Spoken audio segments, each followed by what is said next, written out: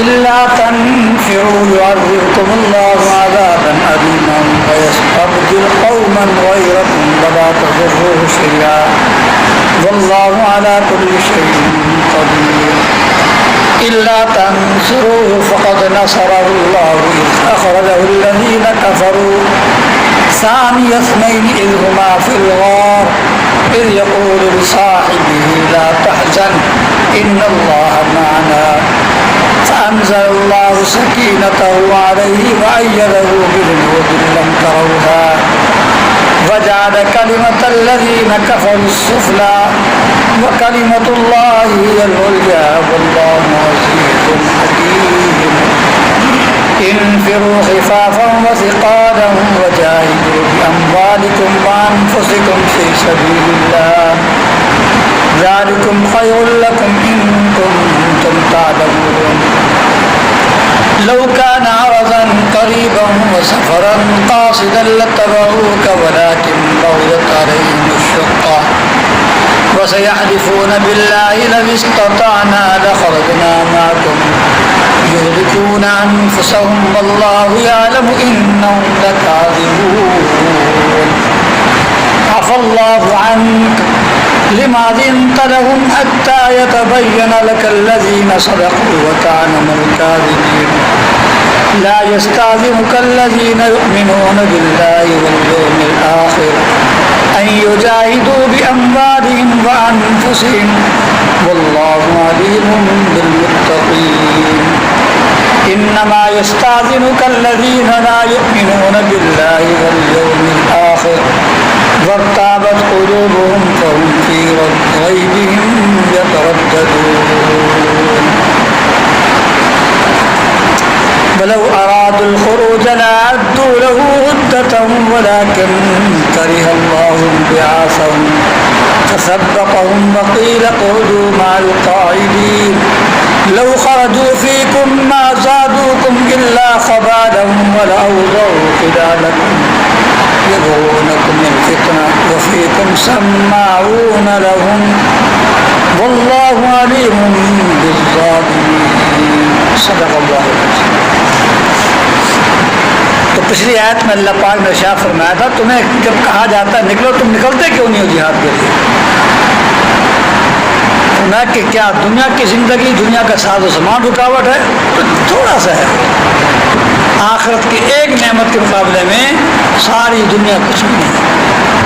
فرمایا الا تنفروا اگر تم نہ نکلے یعذبکم عذابا الیما تو اللہ تمہیں دردناک عذاب دے گا. جب مطالبہ ہو شریعت کی طرف سے کہ نکلو جہاد کے لیے پھر تم نہ نکلے تو پھر اللہ تمہیں سخت دردناک عذاب دے گا.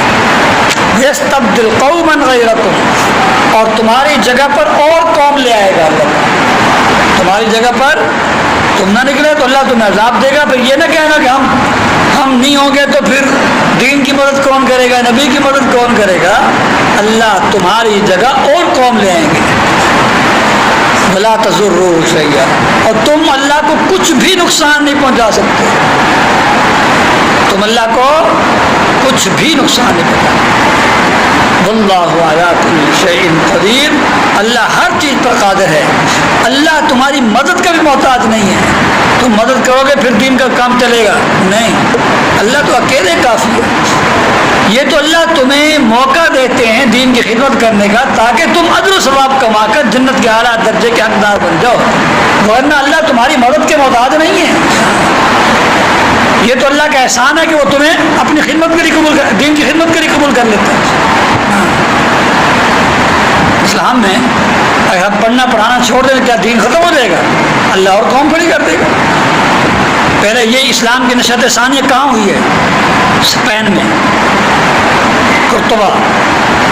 700 سال مسلمانوں کی حکومت رہی ہے اور کہتے ہیں کہ پہلی پروان جو اسلام چڑھا ہے وہ عمر رضی اللہ کے دور میں اور دوسری جو پروان اسلام چڑھا ہے وہ اسپین میں عمر رضی اللہ کے دور میں اور دوسری اسپین میں. ہاں تو اسپین کی خلافت نے بڑا کام کیا لیکن جب وہ ختم ہو گیا تو کیا دین ختم ہو گیا؟ صحابی گئے جی قسطنطنیہ ابو ایوب انصاری بالکل فرمایا کہ مجھے آخری بارڈر پر ابھی مجھے نہ دفناؤ، جہاں تک تم جا سکتے ہو آخری بارڈر جہاں تک تم جا کر رکو وہاں مجھے دفنانا۔ ابو ایوب انصاری رضی اللہ عنہ 120 سال عمر ہو گئی تھی، نکلے ہوئے تھے 120 سال۔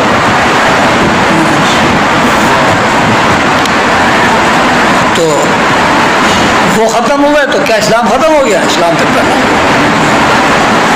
فرمایا کہ اللہ ہر چیز پر قادر ہے۔ اللہ تنصرو، اگر تم محمد کی مدد نہیں کرو گے فقد نصرہ اللہ، تو بے شک اللہ نے اس کی مدد کی ہے، کئی موقع پر کی ہے، خاص طور پر جب کافروں نے آپ کو نکالا مکہ مکرمہ سے، ہجرت کی طرف اشارہ ہے، خاص طور پر جب نکالا آپ کو الذین کفروا، کافروں نے نکالا، جب آپ دو میں سے دوسرے تھے، جب آپ دو میں دوسرے کون تھے؟ اذ ہما فی الغار، جب وہ دونوں غار میں تھے، غار ثور میں، وہ دونوں وہاں تھے اور مشرکین مکہ نے 100 اونٹ مقرر کر رکھے تھے جو ان کا پتہ لائے گا، جو ان کا پتہ لائے گا اس کو 100 اونٹ دیں گے انعام میں۔ ساری دنیا پھیل گئی پورے مکہ کے اندر، ادھر ادھر اضافات میں، اور ایک ان کے جو ہے کھوجی جو ہے وہ غار ثور پر بھی پہنچ گئے، جو غار ثور کے پاس پہنچے، اس درے کے پاس پہنچے، ابو بکر صدیق رضی اللہ عنہ ان کے پاؤں دیکھ لیے، نبی پاک تو سوئے ہوئے تھے، ان کے پاؤں دیکھ لیے کہ لوگ آئے ہوئے، آپ گھبرا گئے، تو نبی کریم صلی اللہ علیہ وسلم نے شاہ فرمایا لا تحزن ان اللہ معنا، گھبرا مت، اللہ ہم دونوں کے ساتھ ہے، معنا جمع کا صیغہ تسنیہ کا صیغہ بولے، یعنی میرے ساتھ ہے، ہم دونوں کے ساتھ۔ پھر اللہ پاک نے کیسے مدد کی؟ ایک تو وہاں سے مکہ سے نکالا، حالانکہ وہ آپ کے دروازے پر کھڑے ہوئے تھے، ان کی آنکھوں میں دھول ایسی جھونکی ان کو آپ نظر بھی نہیں آئے، سارے آپ کے تلاش میں نکلے ہوئے ہیں اور انعامات مقرر ہیں، سر لائے گا جو پتہ لائے گا، اور پھر وہ اس غار تک بھی پہنچ گئے۔ اللہ پاک نے کیا مدد کی؟ مکڑی کا جالا بنوا دیا، جب ان کی نظر مکڑی کے جالے پر کھڑی، آپ کہہ لو یہاں اگر اندر ہوتے تو مکڑی کا جالا تو نہ ہوتا، مکڑی کا جالا ہے بھی پرانا، اللہ نے اس طرح مدد کی۔ جب خاص طور پر اس وقت جب کافروں نے محمد صلی اللہ علیہ وسلم کو نکالا، جب دو میں دوسرے تھے، جب وہ دونوں غار میں تھے، اذ یقول لصاحبہ، جب وہ اپنے صحابی سے کہہ رہے تھے، اپنے ساتھی سے کہہ رہے تھے، ابو بکر صدیق کی صحابیت قرآن کی آیت سے ثابت ہے، ابو بکر صدیق کی صحابیت جب وہ اپنے صاحب سے کہہ رہے تھے، اپنے ساتھی سے کہہ رہے تھے، صحابی کے ساتھی کیا فرما رہے تھے؟ لا تحزن، پریشان مت ہو، ان اللہ معنا، بے شک اللہ ہمارے ساتھ ہیں۔ فانزل اللہ سکینتہ علیہ، اللہ نے اپنا سکینہ اس پر نازل کر دیا، سکینہ سکون، اطمینان، پریشانی ختم کر دی۔ وَأَيَّدَهُ بِجُنُودٍ لَّمْ تَرَوْهَا، اور ان کی مدد کی ایسے لشکروں کے ساتھ جن کو تم نے نہیں دیکھا۔ وہ کون سے لشکر تھے؟ وَجَعَلَ كَلِمَةَ الَّذِينَ كَفَرُوا السُّفْلَىٰ، اور کافروں کی بات کو نیچے کر دیا۔ کافروں نے کیا کہا تھا؟ ہم پکڑیں گے، یہ کریں گے، وہ کریں گے، اسلام کو ختم کر دیں گے، اس کو بھاگنا نہیں دیں گے، تو کافروں کی بات کو اللہ نے کیا کر دیا؟ نیچا کر دیا۔ وَكَلِمَةُ اللَّهِ هِيَ الْعُلْيَا، اللہ کی بات ہی بلند ہونے والی ہے، اللہ کی بات ہی اوپر رہتی ہے۔ اللہ کی بات کیا تھی؟ میں دین کو غالب کر کے رہوں گا۔ واللہ عزیز حکیم، اللہ زبردست ہیں، حکمت والے ہیں، اللہ کے ہر کام میں حکمت ہوتی ہے۔ اب اپنے نبی کو، پیارے نبی کو، محبوب ترین نبی کو، افضل انبیاء کو، افضل الرسل کو در بدر کے چکر لگوا رہے ہیں، اس میں بڑی حکمت ہے۔ اگر چاہتے تو وہیں سے اٹھا کر مدینہ پہنچا دیتے، چاہتے تو ان کو ساروں کو ویسے مسلمان کر دیتے، ان کے دلوں سے دشمنی نکال دیتے، نہیں، اللہ کے ہر کام میں حکمت ہے۔ انفروا، اللہ غالب بھی ہیں، اللہ کے سامنے کسی کا بس نہیں چلتا، عزیز کو نا غالب، اللہ نے کیسا غالب ہونا دکھا دیا، سارا مکہ آپ کی دشمنی میں تلا ہوا، سب آپ کے تحقق کے میں نکلے ہوئے، بلکہ آپ کے طاق میں بیٹھے ہوئے آپ کو وہاں سے نکال کر لے گیا. اللہ غالب ہے. ہر کام حکمت سے. انفرو، پھر وہی بات یاد کی آگے، نکلو نکلو، خفافاً او ثقالا، چاہے تم ہلکے ہو چاہے تم بوجھل ہو. ہلکے ہونے کا مطلب یہ کہ تمہیں کوئی پریشانی نہ ہو، تمہیں کوئی بیماری نہ ہو. ہلکے ہونے کا مطلب انسان ہلکا پھلکا کب ہوتا ہے؟ جب ہر طرح سے سکون ہو، گھر کے حالات سے تم پریشان نہ ہو، کمائی کے حالات سے پریشان نہ ہو، گھر کے کھانے پینے سے پریشان نہ ہو، گھر کا خرچہ بھی موجود ہو. چاہے تم ہلکے ہو چاہے تم بوجھل ہو، پھر بھی نکلو. جب کہا جائے پھر یہ اس وقت ہے جب فرض عین ہو جائے، جب امیر المومنین کی طرف سے حکم آ جائے کہ سب نکلیں، فرض عین ہو جائے. پھر بیمار بھی نکلے جو چلنے کے قابل ہے، بہت زیادہ بیمار معذور وہ تو الگ ہے، لیکن جو جا سکتا ہے نزلہ بخار زکام والا تو جائے. یہ تو اسلامی نہیں ہے. اب تو علماء کا فتویٰ چلے گا نا کہ جہاد فرض ہے یا نہیں ہے. حکومت آواز دیتی ہے جی حکومت وقت آواز دیتی ہے. حکومت وقت بھی تو اسلامی ہونا. یہ تو ثانی شاہی بیٹھے ہوئے سارے. کشمیر کب سے پھنسا ہوا ہے، کبھی کسی آج جو کچھ ہوا ہے پتہ نہیں اب کیا ہوتا ہے. جی شاہ محمود کو تھپڑ لگے ہیں. شاہ محمود کو کل اس نے اعظم خان نے تھپڑ مارا ہے. اعظم خان کو اس نے مارے تھے. اچھا پہلے شرارت اس سے نکلی، وہ عمران خان کو نہیں دے رہا ہے. کون؟ اعظم خان، وہ پرسنل سیکرٹری ہے. سیکٹری بھی ایسے معلومات دیتی ہے.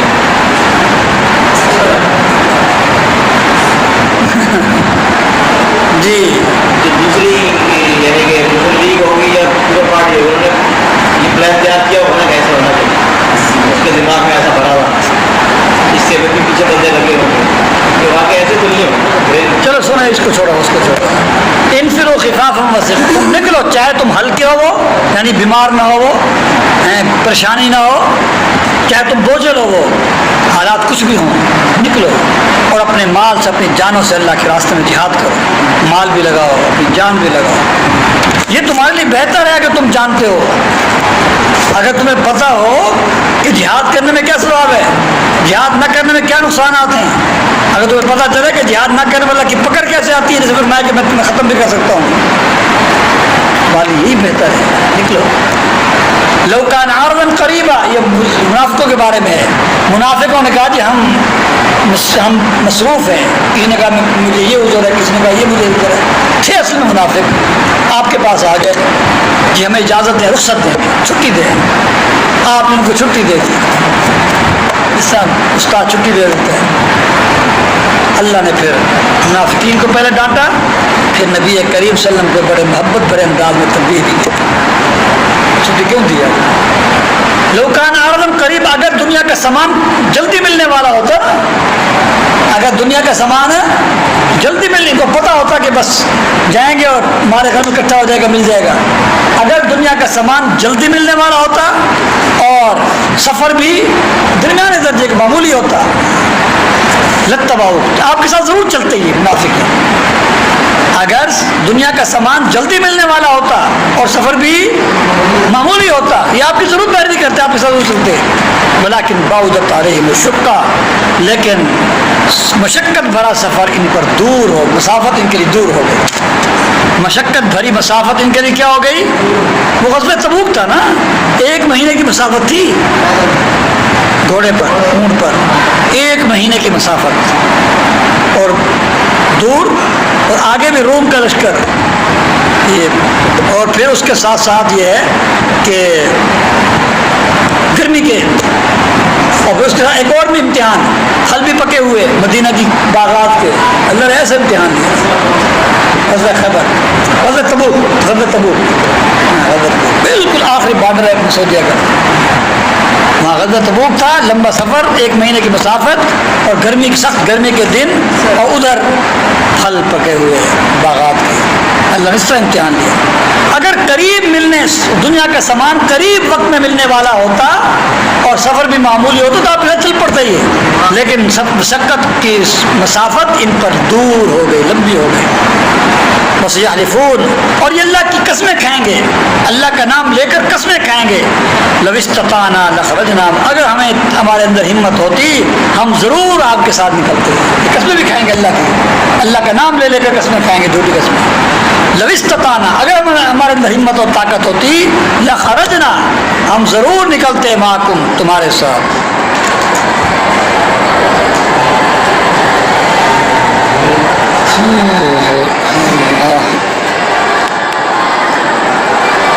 نہیں میرے پاس بھی ہے، ہے میرے پاس.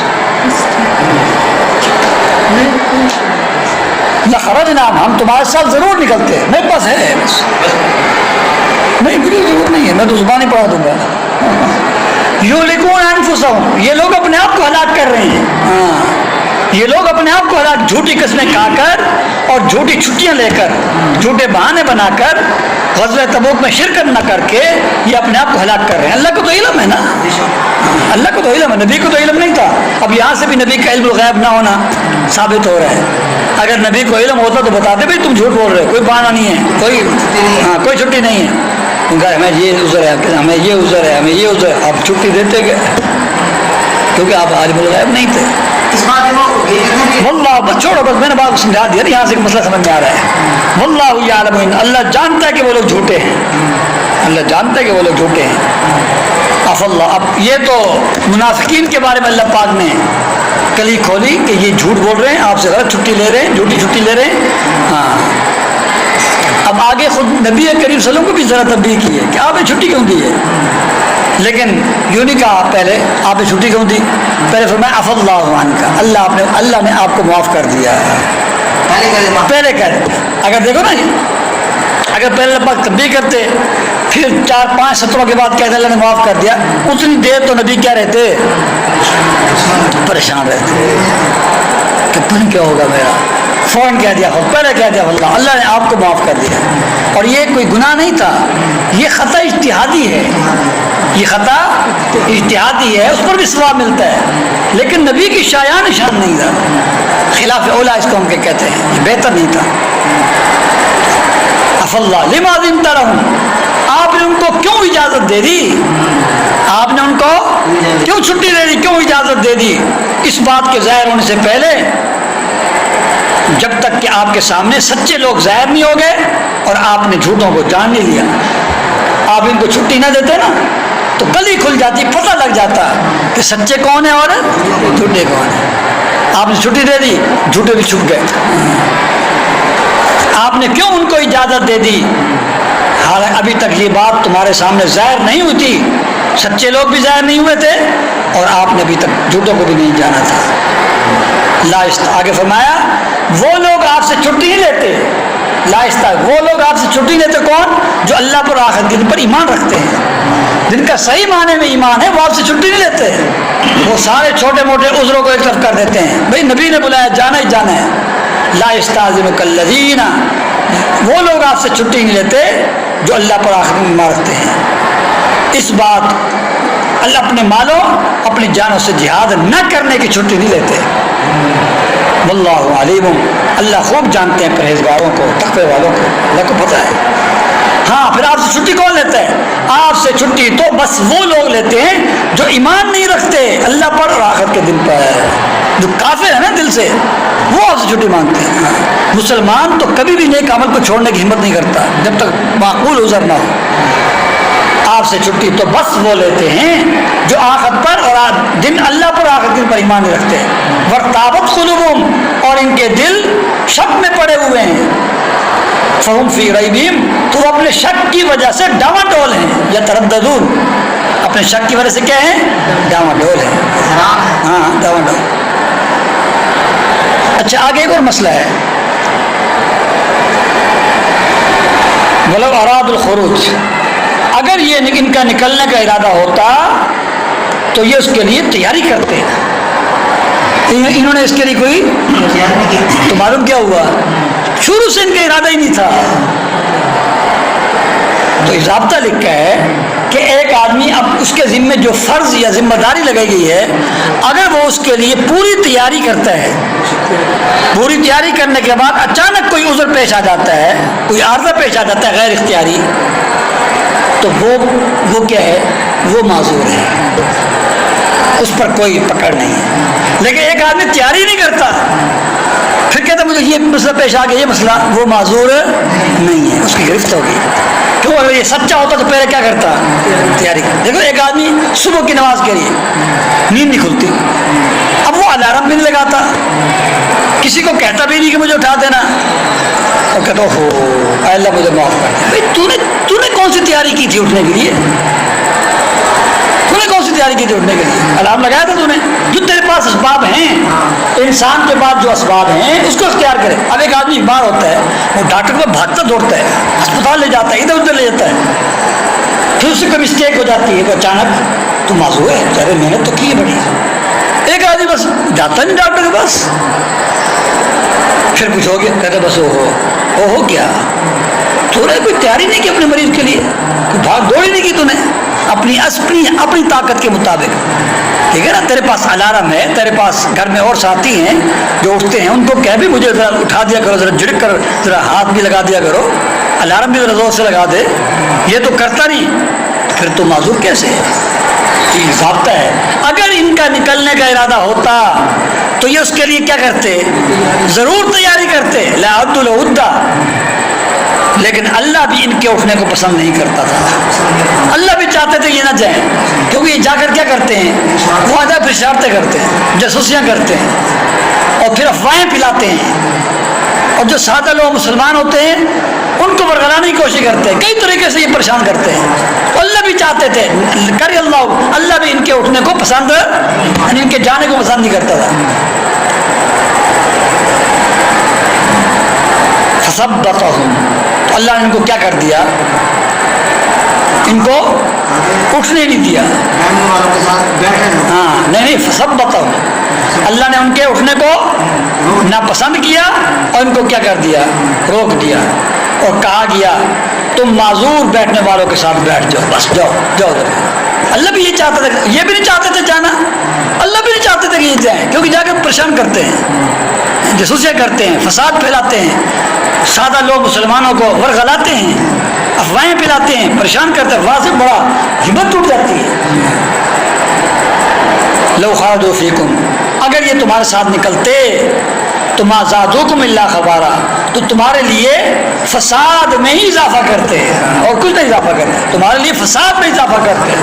وہ فساد کی میں نے شکلیں بتا دی نا، افواہیں اڑانا، سادہ لوگ مسلمانوں کو ورغلانا، ان کو یہ کہنا، وہ اسلام جو ہے وہ جاسوسیاں کرنا، جی بل اوضعوا خلالکم یبغونکم الفتنہ، اور فتنہ کی تلاش میں تمہارے درمیان میں چلتے پھرتے، فتنہ کی تلاش میں ادھر جاتے، بھائی یہاں کہاں سے ہم کوئی ایسی موقع ملے کہ مسلمان کو سانپ ہو جائیں، ہاں کمزوری دیکھتے ہیں، تمہارے درمیان چلتے پھرتے، کس مقصد کے لیے؟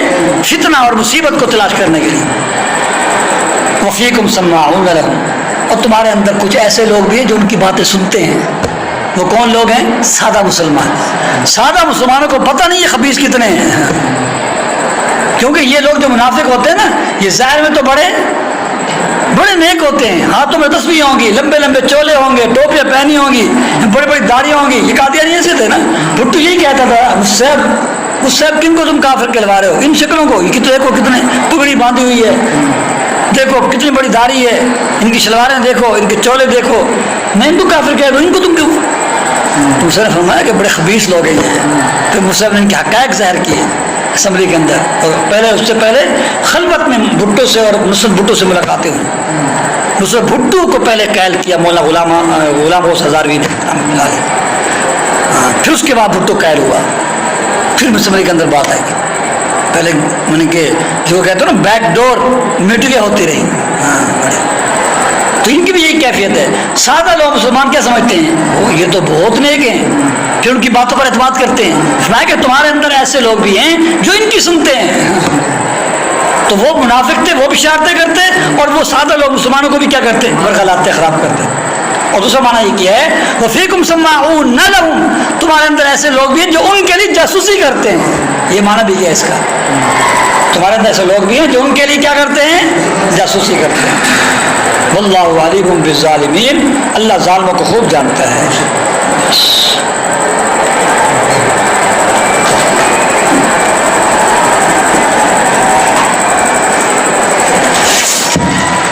الحمدللہ رب العالمین، اللہم صلی اللہ علیہ وسلم، ربنا آتنا فی الدنیا حسنہ، اے اللہ فضل کرو، اے اللہ ہمارے بھائی علی صاحب تو سے پریشان ہے، اللہ ان کی پریشانی دور فرمائے، ان کو صحت کاملہ، اللہ تمام بیماروں کو شفا کام، گھر میں کوئی بیمار ہو جی جی اللہ پاک رحمت کی بارش بھی نازل فرما، رحمت کی بارش بھی نازل فرما، رحمت کی بارش، اللہ فضل کرو، ہمیں ہمارے اولادوں کو قیامت تک آنے والی ہمارے رسول کو دین اسلام کو قائم رکھنا، دین اسلام کی اشاعت کرنا، قرآن سے محبت پیدا فرما، اس کو پڑھنا سیکھنا سمجھنا عمل کرنا، اس کو آگے پہنچانے کی توفیق نصیب صلی اللہ علیہ وسلم۔